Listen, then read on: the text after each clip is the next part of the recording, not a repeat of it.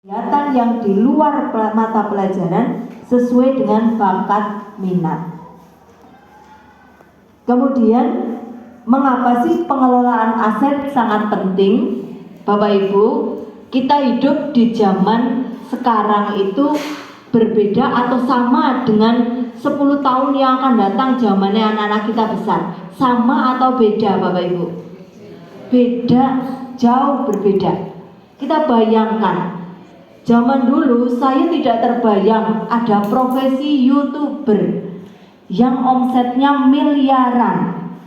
Ternyata sekarang ada pekerjaannya apa? YouTuber, influencer yang tinggal rebahan ternyata menghasilkan uang. Saatnya jam ketiga dimulai. It's time to begin the third lesson. Maka pembelajaran di sekolah harus berbeda. Apa bedanya? Bekal atau sangu atau modal untuk anak-anak, ya sangunya disesuaikan dengan 10 atau 20 tahun yang akan datang. Tidak cukup angka-angka nilai pada ijazah. Oh, anakku nilainya sangat kabeh. Menjamin apa tidak besok menjadi anak yang sukses? Tidak menjamin. Karena dunia semakin tidak menentu. Sangune nopo, modalnya apa? Yaitu pembekalan profil pelajar Pancasila. 1. Muridnya tidak cukup pandai, pinter, nilainya bagus, enggak cukup. Apa yang harus dibekali? 1. Beriman dan bertakwa kepada Tuhan Yang Maha Esa, termasuk akhlaknya harus mulia. Itu nomor 1. Marketplace-nya bisa dirambah oleh orang-orang di luar negeri. Saya beli online sepatu, datang dari mana? Ini datang dari Thailand. Bisa apa enggak? Bisa, karena sudah global. Selanjutnya, aset apa sih yang akan kita kelola dan apa yang kita petakan hari ini? Saya tekankan kembali, guru, orang tua dan masyarakat harus menyadari. 1. Aset di dalam dan di luar sekolah bisa dimanfaatkan untuk belajar. 2. Guru itu bukanlah satu-satunya sumber belajar di sekolah. Oke, manut guru. Orang usah sinau sekang liyane, sinau sekang catatan guru. Itu zaman dulu. Sekarang tidak berlaku. Yang ketiga, pembelajaran yang terbaik adalah yang kontekstual atau nyata dan ada di lingkungan murid. Contoh yang kemarin, kelas 7 datang ke Segamas, pasar Segamas, wawancara langsung dengan pedagang, lihat langsung barang dagangan di Segamas. Itu namanya kondisi nyata atau kontekstual. Itu yang diharapkan untuk pembelajaran pada kurikulum Merdeka. Berikutnya, yang keempat, sumber belajarnya harus bervariasi. Angger ceramah baik, kira-kira muridnya bosan apa tidak? Bosan, ngantuk, bokongnya panas mungkin ya, arep obah angel. Nah, itu tidak boleh karena kurang meningkatkan motivasi belajar. Yang terakhir, pemanfaatan aset sebagai sumber belajar dan media praktik dapat meningkatkan keterampilan memecahkan masalah nyata. Nah, sekarang kita bahas modalnya apa. Nah, setelah ini mari kita diskusi matani siji-siji pemetaan apa saja modal yang ada di sekolahan. 7 aset modalnya adalah 1. Manusia, yang kedua fisik, yang ketiga sosial, yang keempat politik, kemudian agama dan budaya, lingkungan alam, dan terakhir finansial. Mari kita petani satu per satu. Untuk teknisnya, pemetaan setiap modal nanti saya minta ini sudah cukup apa belum? Ada yang kurang apa tidak? Monggo untuk bisa langsung ditanggapi. Ya, satu, kemudian guru semua sudah sarjana dan mayoritas sudah bersertifikat pendidik, ada 41 guru. Kemudian staf TU-nya ada 10, muridnya ada 752, ada orang tua atau wali, orang tuanya ini yang menyesuaikan jumlah muridnya. Orang tua juga aset. Dan yang terakhir ada tokoh masyarakat. Kira-kira sesuai dengan 6 yang saya paparkan pemetaannya, adakah yang masih kurang atau perlu ditambahkan? Dan orang tua. Dari program guru penggerak sebenarnya ada istilah orang tua sebagai guru tamu. Contoh, misal di sini ada yang profesinya pedagang, ada yang dagang, ada ibunya siapa? Oh Pak, iya Pak Agus, bapaknya Ana ya, pedagang. Anak-anak bisa belajar cara berdagang dengan cara apa? Mengundang bapaknya anak kita ke kelas untuk memberikan gambaran nyata. Angger dagang lagi modalnya segini, harus kasih untung aja malah rugi. Itu namanya guru tamu, ya. Atau boleh juga mengundang narasumber dalam bentuk klasikal. Contoh seperti Bu Yatmini, misalnya beliau ini adalah kader posyandu. Anak-anak gizinya tercukupi apa tidak sih ini ya? Kantinnya sudah sehat apa belum? Boleh diundang untuk menjadi guru tamu untuk memberikan wawasan tentang gizi atau nutrisi pada remaja. Gitu, okay? Jadi pemanfaatannya untuk narasumber. Lanjut aset fisiknya. Monggo nanti kalau ada yang kurang ditambahkan.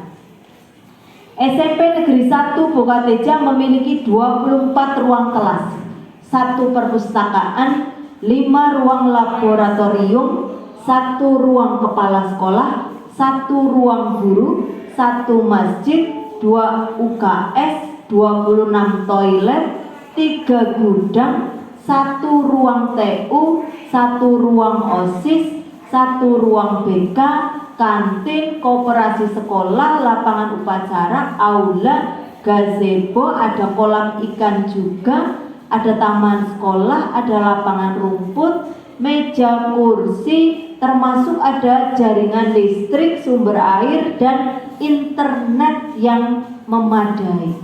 Komplit nih Bu? Komplit. Kira-kira kalau untuk belajar sudah mencukupi apa belum ini? Sudah sangat mencukupi. Tinggal nanti pemanfaatannya dimaksimalkan. Yang nganggo ruang komputer hanya guru TK, bukan. Semua guru di sini boleh menggunakan ruang komputer. Tuh. Selanjutnya, aset fisik yang lain adalah Sekolah SMP Negeri 1 Bokateja dekat dengan perkantoran. Karena kita di pusat kecamatan, kantornya komplit, termasuk ada pondok pesantren dan panti asuhan. Terus yang ketiga, ada aset fisik terminal Bokateja, pabrik, pasar, minimarket, tempat wisata kebun buah, bogar ya, kolam renang Seva Garden, ada tempat kursus, salon kecantikan dan lain sebagainya. Aset fisik yang terakhir yaitu jalan umum dan alat transportasi yang memadai. Jadi mau enten masukan, ada yang kurang Bu, ini asetnya apa yang kurang? Mungkin ada yang kurang. Cukup ya? Alhamdulillah sudah cukup. Yang ketiga, aset sosial. Bagaimana sih sosialnya di lingkungan SMP Negeri 1 Bokateja? Nilai gotong royongnya bagus, kemitraan, pergaulan, kerjasamanya cukup bagus. Terus yang kedua, anak-anak juga memiliki organisasi OSIS. Di dalamnya ada pengurus OSIS, termasuk Tania itu pengurus OSIS, ya, Najwa juga pengurus OSIS. Kemudian ada juga organisasi guru seperti MGMP, PGRI, dan IGI. Ini bisa mendukung untuk penguatan belajar karakter murid. Yang ketiga, sekolah menumbuh kembangkan interaksi sosial antar murid dengan murid, murid dengan guru, guru dengan guru, dan warga sekolah dengan masyarakat. Yang keempat, ternyata sekolah sudah menjalin MOU atau kerjasama dengan lembaga pemerintah. Yang terakhir, yang kelima, sekolah masyarakat memiliki tata tertib dan aturan yang mengikat. Jadi punya aturan. Yang keenam, partisipasi dan kerjasama antar sekolah, kecamatan, dan masyarakat terjalin dengan baik. Contoh, ada karnaval kecamatan. SMP nderek nopo mboten Bu? Nderek. Oke. Ada lomba-lomba tingkat kecamatan, itu ikut. Ada kerja bakti, itu juga ikut. Oke. Dan yang terakhir, aset sekolah adalah media sosial. Jadi sekolah sudah memiliki website, Facebook, IG, Instagram, dan YouTube. Jadi bisa diakses dengan mudah. Yang berikutnya, aset agama dan budaya. 1. Warga sekolah sangat religius dan memiliki keberagaman agama. Perlu diketahui, selain Islam, ternyata murid ada juga yang beragama Kristen, non-Islam. Jadi semakin beragam. Yang kedua, kita memiliki guru agama, tetapi baru pendidikan agama Islam nih Pak. Untuk agama Kristennya sementara belum terakomodasi nih. Oh nggih. Berarti untuk agama Kristen alhamdulillah sudah bisa terlayani. Nggih. Kemudian sekolah juga menyelenggarakan peringatan hari besar agama. Kemudian yang ketiga, sekolah di sekelilingnya ternyata ada tokoh-tokoh agama dengan kegiatan keagamaan di sekitar sekolah. Dan yang keempat, ada panti asuhan, masjid, gereja, TPA, TPQ, pondok-pondok pesantren di sekeliling sekolah. Yang kelima, ada aturan-aturan guru yang melestarikan budaya. Contoh, tanggal 18 pada setiap bulannya Bapak Ibu guru menggunakan kebaya atau pakaian adat. Oke. Termasuk juga pada peringatan Hari Kartini. Biasanya ada fashion show untuk berdandan seperti Kartini. Itu juga bentuk mendukung kelestarian budaya. Yang terakhir, kalau diamati sekeliling kita, ternyata ada adat pengantin Jawa. Hiburan tek-tek, kuda lumping, wayang, hadroh, sanggar tari, tumpengan, tahlilan. Oh satu lagi, gamelan belum masuk ya, karena SMP Negeri 1 Bukateja memiliki alat musik gamelan dan ada ekstra kurikuler gamelan. Berikutnya, aset politik. Sekolah memiliki kebijakan kepala sekolah. Terus yang kedua, ada kegiatan latihan demokrasi di sekolah, seperti pemilihan ketua dan wakil ketua OSIS. Karena kita memiliki banyak komputer, kemarin tidak pakai coblosan, tetapi sudah pakai klik-klik gambar calonnya. Jadi lebih teknologinya lebih dimanfaatkan. Yang berikutnya 3, kebijakan Dinas Pendidikan dan Kebudayaan Kabupaten dan kebijakan Kemdikbud. Karena kita di bawah Dinas Pendidikan, otomatis kita mengikuti aturan kebijakan di atasnya. Yang berikutnya, SMP Negeri 1 Bukateja sudah melakukan perjanjian kerjasama atau MOU, baik dengan puskesmas, polsek, koramil, kecamatan, atau bank tabungan murid. Termasuk juga pramuka, kuaran di kecamatan. Untuk diingat, Bapak Ibu guru pernah dimintai uang, Bapak Ibu wali pernah dimintai uang untuk tabungan. Anaknya pernah minta uang nabung? Pernah. itu nanti tabungannya tidak disimpan sekolahan, tapi sekolahan bekerja sama dengan bank, ya. Nanti untuk kepentingan outdoor learning atau outing kelas, biasanya ke Jakarta atau ke Bandung. Berikutnya, yang terakhir, ada sosialisasi kebijakan lembaga formal seperti BNN, Badan Narkotika Nasional Kabupaten, peraturan lalu lintas, kesehatan remaja, dan program KKN mahasiswa yang memungkinkan ke sekolahan. Dari aset alam, perlu diketahui SMP Negeri 1 Bokateja itu sekolah adiwiyata. Di dalamnya ada kegiatan yang menumbuhkan kepedulian terhadap lingkungan. Bisa dipirsani ya, untuk lingkungan tanaman-tanamannya sudah cukup tertata dengan baik. Mohon doa restunya juga, ini informasinya mau maju ke tingkat provinsi ya, untuk adiwiyata, lomba adiwiyata. Ini penilaiannya untuk di tingkat provinsi. Selanjutnya yang kedua, memiliki lingkungan asri sejuk, banyak pohon keras, tanaman, taman, gazebo yang teduh, kolam ikan yang dialiri air sisa wudhu. Saya pas datang ke sini sangat tertarik.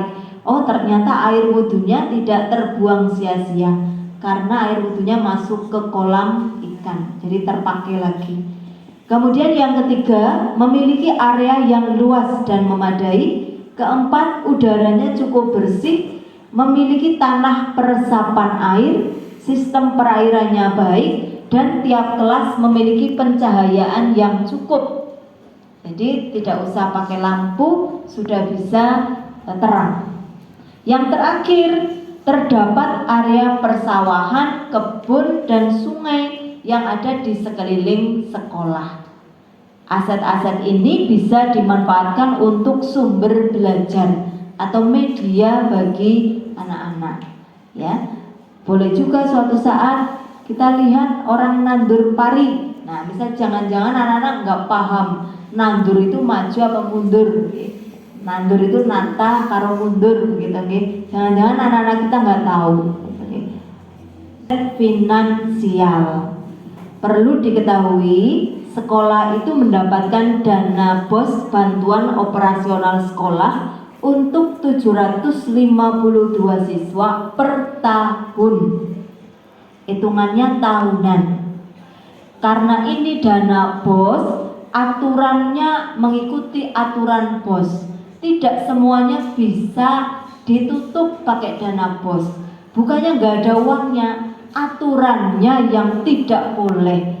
Jadi kalau kita nabrak Surabaya duitnya pakai, kita yang salah, kena aturan, balik kena duit, ya. Karena kekakuan aturan BOS, maka kemungkinan besar pada poin nomor 2, sekolah masih membutuhkan dana partisipasi masyarakat secara sukarela. Sukarela nih Bu, kemarin nih, betul sukarela? Sesuai kemampuannya Bapak Ibu nggih?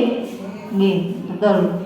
Berikutnya ada dana kas kelas. Kemudian ada dana infak Jumat. Ada dana sumbangan sukarela nasi kotak pada sholat Jumat. Kemarin saya tanya langsung ke kesiswaan, yang putranya laki-laki biasanya sholat Jumat di sekolahan. Untuk bisa memotivasi, maka disediakan nasi kotak atau nasi rames bungkusan. Uangnya dari mana? Iurannya Bapak Ibu guru. Jadi saking kepenginnya anak-anak bisa semangat sholat Jumatnya dikasih nasi bungkus. Berikutnya ada dana sosial guru dan karyawan. Berikutnya ada dana GNOTA sukarela untuk guru dan karyawan. Itu sumber-sumber dananya. Atau masih ada masukan, itu masih kurang Bu, misalnya dana sosial siswa di luar. Oh nggih. Oh nggih, nggih. Oh nggih, khusus. Oh iya nggih. Nggih. Oh nggih. Termasuk yang kemarin ada rumah yang roboh nih karena tertimpa pohon, maka secara spontanitas ada dana-dana sosial dari siswa dan guru, karyawan sekolah untuk bisa membantu memperbaiki rumah yang roboh karena angin kencang. Di Cipawon Kembaran. Terima kasih. Demikian untuk paparan pemetaan aset yang saya sampaikan. Sejujurnya, realitanya sekolah sudah apa belum memanfaatkan aset? Sesungguhnya sudah. Contoh, program ekstrakurikuler pencaksilat, kebetulan sekolah nggak punya ahlinya. Jadi mengundang atau narasumber ahlinya dari luar, mengundang dari luar yang lebih ahli. Itu berarti bentuk kerjasama. Termasuk latihan PBB itu dari Koramil. Karena kalau dari gurunya mau kurang mantep, jadi kami mengundang dari Koramil untuk melatih. Dan lain sebagainya. Gambarannya sudah. Apa yang perlu ditingkatkan? Yang perlu ditingkatkan itu ya kerjasamanya ditambah lagi. Kalau ada celah-celah aset yang belum dimanfaatkan, ya dimanfaatkan untuk program rencana ke depan.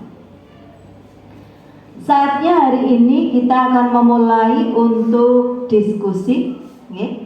Untuk diskusi, saya dengan hormat minta bantuannya. Yang pertama dari paparan pemetaan aset yang sudah dilakukan dari Kepala Sekolah Bapak Yusuf SAG untuk bisa memberi saran masukan terhadap pemetaan dan termasuk pengelolaan asetnya. Monggo Bapak. Bapak Ibu semuanya, anak-anakku, sudah tadi pemaparan oleh Ibu Agus yang telah secara jelas dan gamblang bahwa aset memang merupakan sesuatu yang sangat penting dan urgen dalam rangka untuk meningkatkan prestasi, dalam rangka untuk memajukan sekolah. Tadi sudah jelas Bapak Ibu dari awal sampai akhir, dari pertama sampai ke beberapa tadi. Setelah saya melihat, saya kira hanya penekanannya sudah saya sampaikan adalah untuk penggunaan. Dan lebih penting lagi, sudah saya sampaikan, berapa banyak pun aset, kalau tidak ada tenaga ahlinya, kalau tidak digunakan ya tidak ada artinya. Maka bagi yang sudah dimanfaatkan, tingkatkan terus. Bagi yang belum, mungkin masih separuh-separuh atau mungkin belum secara maksimal, jadi maksimalkan. Insya Allah kemarin saya briefing dengan Bapak Ibu yang berkaitan dengan aset, baik aset finansial, aset lainnya yang tadi disampaikan. Alhamdulillah secara utuh kami sampaikan bahwa berdasarkan kenyataan aset ini sudah berjalan sesuai dengan apa yang menjadi programnya ada di visi dan misi SMP, sekaligus ada di Arkas, nanti masuknya ke Arkas. Seperti Pak Rohyadi itu pinter dalam memanfaatkan aset, termasuk Bu Agus ini nanti juga orang-orang yang peduli terhadap aset. Hanya penekanan saya selaku kepala sekolah yang pertama, ayo bareng-bareng kerjasama dengan Bapak Ibu semuanya. Apabila Bapak Ibu punya gambaran, punya apakah boleh Pak Kepala Sekolah saya mengusulkan? Boleh, tapi tidak ditulis di WA, langsung datang ke sini. Bu, saya punya ini, Pak saya punya usulan. Boleh, tapi usulannya bukan ke gubernur, bukan ke bupati. Ya orang bakalan bupati dan orang ngerti sini. Usulannya kepada siapa? Kepada sekolah. Kan ada yang usulannya karena di situ ada tempat untuk usul ke bupati. Lah urusan sekolah paling gubernurnya ngurusi. Iya seluruh. Ya ini kan kepentingan ini, dengan kepentingannya apa? Dalam rangka kepentingan putra putri panjenengan. Baik sekali ini. Masukan yang panjenengan sampaikan ke kami sangat berarti. Apabila belum, kita usahakan semaksimal mungkin. Apabila sudah, ayo kita tingkatkan kerja samanya. Saya kira itu Bapak Ibu. Jadi kita tidak alergi wong tani ngurusi pendidikan, ada masalah. Yang penting ada caranya, ada etikanya. Cuma tanpa aku udah muak. Nah kena apa-apa orang disampaikan ke sana akhirnya boh, lah ya, tidak benar. Langsung saja, apakah boleh? Sakit.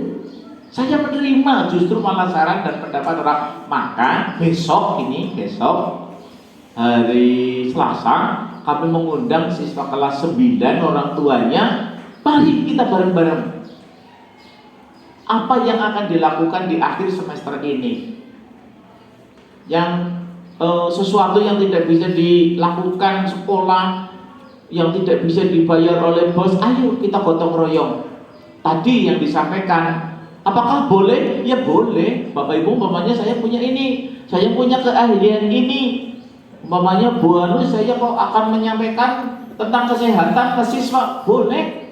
Tadi seperti itu. Jadi kontribusi Bapak Ibu kepada sekolah. Kalau dulu kan oke urusan sekolah ya ngono, kalau sekolah karo guru kan. Kalau sekarang enggak Bapak Ibu, peran serta masyarakat justru malah sangat dipentingkan. Bocah-bocah wis tak pasrah nomori guru iki. Lho guru sih nang kono jajal jam itu nganti tekan jam 2. Lah jam 2 nganti tekan esuk paning nang sapa? Coba Bu. Banyak di rumah apa di sekolah? Ya di rumah. Makanya sih duhur melu duhur. Tapi asare ya ora asar nang kene kan tidak. Maghrib di sini tidak, isya di sini tidak. Nah, ini nanti ketika kita nun sewu, ketika Ramadan apa nang kene puasa nang kene terus nang kene puasa ya jam itu tekan jam 2. Malah duhur rampung karena ini dimajukan. Maka dari itu sinergitas kerjasama Bapak Ibu kami undang. Ayo kita berlatih untuk saling mengisi, saling memberi, menerima. Kami tidak alergi saran dan kritik panjenengan, masukan demi kemajuan. Hanya ada etikanya. Boleh datang Pak Bu, saya menemui kaur kesiswaan, saya punya masalah, nanti ke BK. BK itu diharapkan dalam rangka untuk menata apa keinginan siswa, apa bakat siswa, masalahnya apa. Saya yakin, aku mau, teman-teman itu guru BP, aku mau putranya Bu Asti nanya tak ngomong diomong nang anak-anak, ya enggak lah, ada privasi. Seperti saya sampaikan, kepala sekolah menerima informasi, oke, ayo kita bareng-bareng. Maka best practice saya motivasi kinerja tenaga pendidik dan kependidikan melalui pendekatan personal. Nah ini pendekatan personal seperti ini. Ini bagian dari best practice saya. Kinerja kita. Lah bagaimana? Saya datang ke RT sudah, saya datang ke Kadus sudah, ke Mensewu ini Bapak Ibu. Yang anak-anaknya ya sedikit bermasalah. Oke, bagaimana cara pemecahannya? Anak-anak yang potensi, anak-anak yang punya bakat. Kemarin alhamdulillah dengan kerjasama dengan seluruh pihak di lingkungan sekolah, kita bekerja sama. Ayo seeko proyo agar SMP Negeri 3 itu berprestasi. Setuju Bapak Ibu ya? Oke, dari saya itu penekanannya ayo kerja bareng. Saya kira cukup sekian, monggo dibahas tentang ini. Saya penekanannya adalah kerjasama. Sebab manusia tidak bisa hidup tanpa bantuan orang. Sekian, assalamualaikum warahmatullahi wabarakatuh. Untuk diskusinya, untuk selanjutnya kita akan mendengarkan saran, masukan, gagasan dan ide dari Wakil Kepala Sekolah Bidang Sarpras, beliau Bapak Rohyadi SSI. Monggo untuk bisa menyampaikan.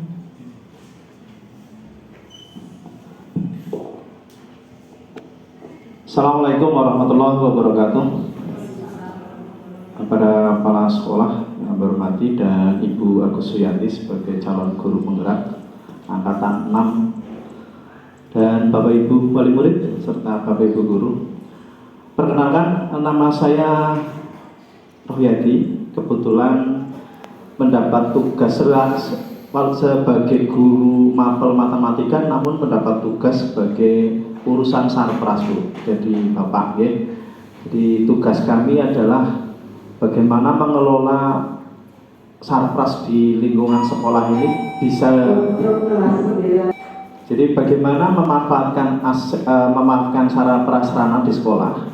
Yang saya tertarik dengan yang disampaikan Bu Agus, bahwa sebenarnya yang namanya aset itu ya semua hal ya Bu ya. Jadi pikir saya itu aset ya hanya yang barang-barang saja. Nah, alhamdulillah kami di Sarpras sudah berusaha untuk membuat bagaimana pemanfaatan itu semaksimal mungkin dari yang ada maupun dari yang belum ada, Bapak Ibu. Jadi dari yang belum ada kita rencanakan tahun-tahun depan. Contoh kemarin pemanfaatan yaitu ada gazebo. Itu beberapa tahun kita tidak ada lalu kita laksanakan. Terus lingkungan yang sekarang sudah bersih, intinya misalkan ada paving. Dulu nyun sewu kalau ke masjid anak-anak itu kan sandal ke masjid malah. Sekarang alhamdulillah sudah pakai paving semua ya, agak lebih bersih dibandingkan dulu masih tanah. Dan pemanfaatan yang lain. Nah, cuman saya hanya kepengen memberikan harapan, saran terkait dengan adanya sarana prasarananya di sekolah ini, baik kepada seluruh warga sekolah, terutama kepada anak. Aset ini, terutama aset fisik ini, adalah dengan menjaganya, dengan memelihara. Karena beberapa kali tentu kalau kita tidak ngopeni atau bahasa Jawanya ngopeni gitu, kita tidak memelihara dengan baik, apa gunanya saya berikan yang mahal tapi ujungnya nanti rusak. Jadi penekanan saya adalah tadi di pemanfaatannya secara baik, dipelihara dengan baik, dan tentunya sekolah juga perlu ada penganggaran untuk pemeliharaan. Saya kira tidak baik saya banyak-banyak, intinya hanya itu saja. Kalau saya pengen ngomong banyak mungkin lain waktu saja. Terima kasih. Assalamualaikum warahmatullahi wabarakatuh. Untuk masukannya, pemanfaatan aset sudah berjalan, cuma perlu peningkatan lagi, ditambah pemeliharaan ya, open begitu nggih. Jangan sampai beli bisa, ngerawat tidak bisa gitu. Yang sering terjadi begitu, termasuk saya juga sama. Selanjutnya diskusi untuk perwakilan dari guru untuk memberi saran dan masukan terkait pengelolaan aset di sekolah. Pada Ibu Monika Nurdiani disilakan. Bapak Rohyadi selaku Kausarpras, Ibu Agus Suyanti selaku CGP Angkatan 6, Bapak Ibu semua serta anak-anak yang kami hormati. Perkenalkan terlebih dahulu, saya nama Monika Nurdiani. Mohon maaf, saya anggota baru di SMP 1 Bukadirjan. Jadi mungkin Bapak Ibu baru pertama kali melihat saya ada di sini.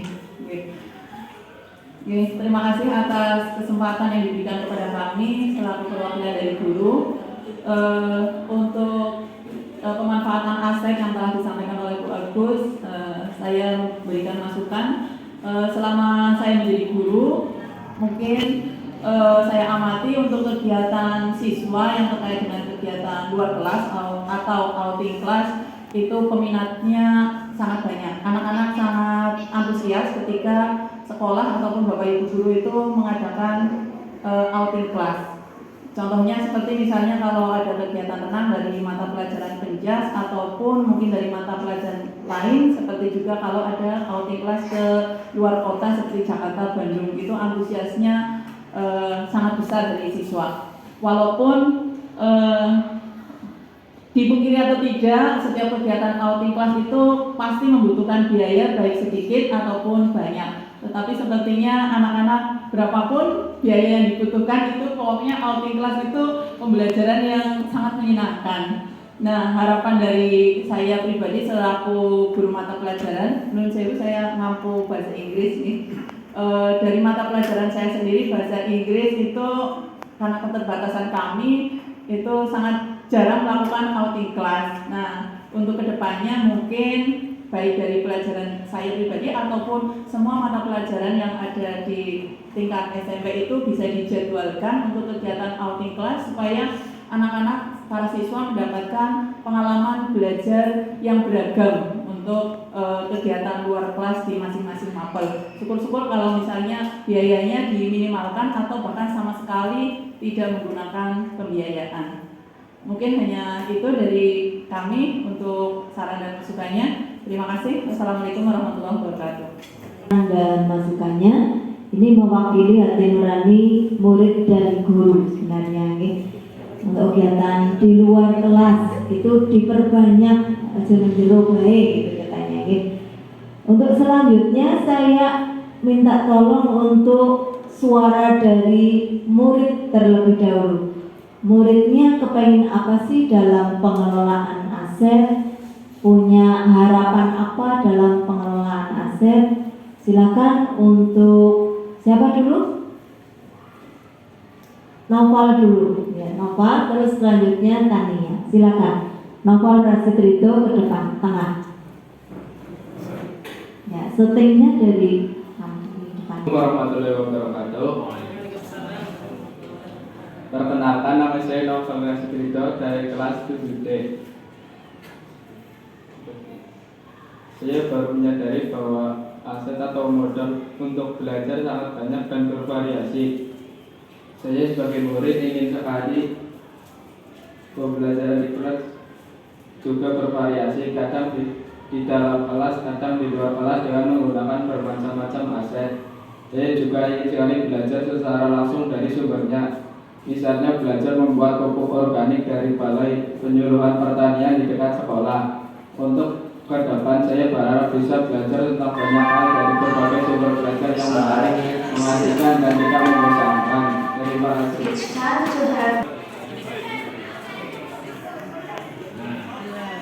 Assalamualaikum warahmatullahi wabarakatuh.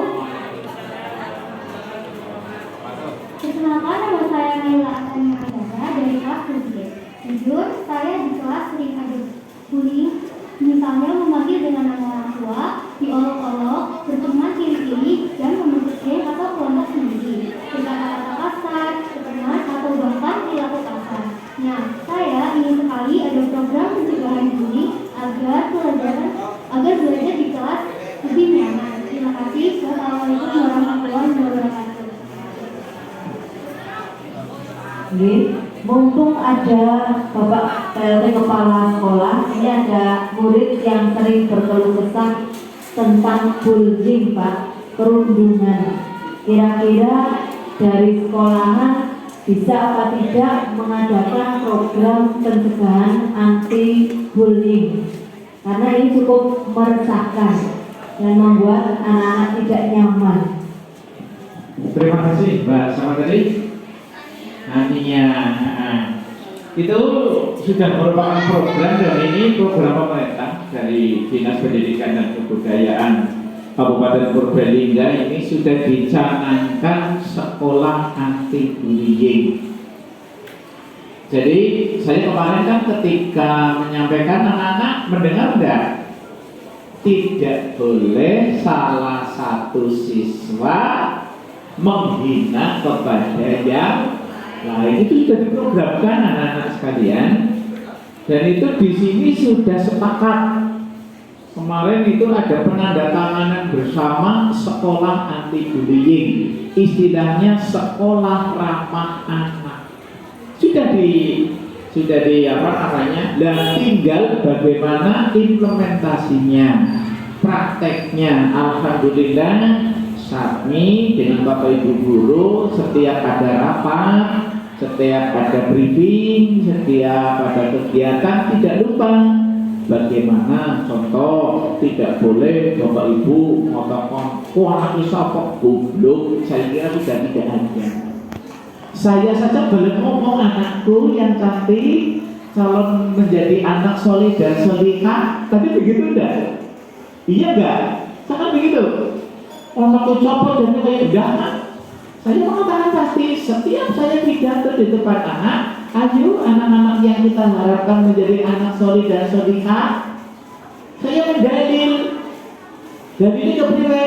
Ridullah fi ridul walidain, suhtullah fi suhtil walidain. Ridho di Gusti Allah sekako dua. Nyombantu putra putri panjenengan yang apik, bapak ibu apa oli pahala. Jadi saya ngomongi bocah putrane panjenengan berarti nyombantu putra panjenengan ben namun apik panjenengan oli pahala.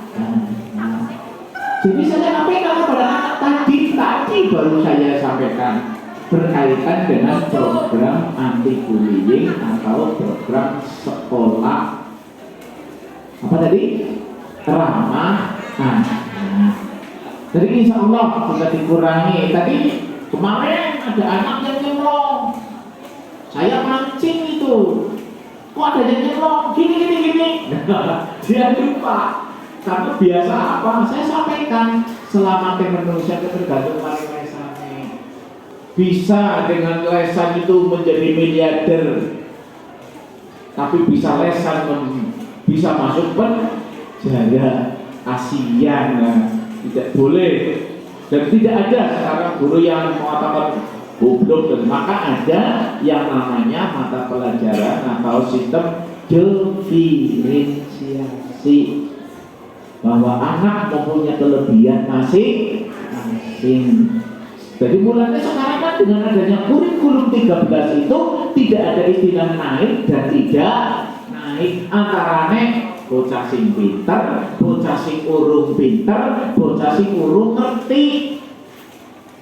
Sing urung ngerti, mbok moko dadi ngerti, sing wis ngerti tambah ngerti. Tapi kemudian kan anak nilai 5 abang, orang enggak. Sekarang udah. Dengan adanya P5 ini kurikulum 13 itu kurikulum merdeka itu seperti itu. Kita menghargai harkat dan martabat manusia, bahwa manusia itu punya kelebihan dan kekurangan. Saya kira itu bagus sekali itu. Ya, anak-anak sekalian nanti sampaikan kepada teman-teman, tidak boleh saling membuli. Kalau ada, tolong sampaikan kepada kamu koordinasi dengan dekam. Oh Bu, di sini ada seperti ini, boleh. Nanti tidak bakalan akan mendapatkan apa namanya hukuman, tidak. Nanti saling mengisi. Yang karena manusia tadi orang sengaja ngomong jadi ngomong. Tapi di sekolah sudah dicanangkan sekolah ramah anak atau anti bullying, sudah di situ. Tinggal bagaimana cara mengaplikasikan. Saya kira itu jawabannya Bu Agus. Assalamualaikum warahmatullahi wabarakatuh. Perkenalkan, nama saya Suyatni, bekerja sebagai kader Posyandu Kecamatan Bateda. Untuk mendukung pemanfaatan aset, suatu saat saya bersedia diundang sekolah sebagai narasumber, terutama dalam hal makanan bergizi dan makanan sehat untuk murid. Mengapa hal ini penting? Karena umumnya kantin sekolah belum menjual makanan sehat dan bergizi. Ini bisa berdampak pada kesehatan dan tumbuh kembang murid yang dalam masa membutuhkan nutrisi dan gizi seimbang. Terima kasih dari saya. Wassalamualaikum warahmatullahi wabarakatuh. Assalamualaikum warahmatullahi wabarakatuh. Perkenalkan, nama saya Suyatni.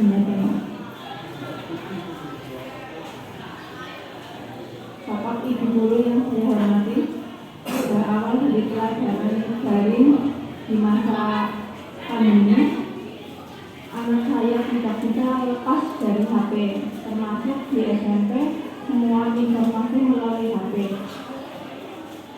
Anak saya belum bisa mengontrol menggunakan HP, dan kalau dinasihati orang tua paling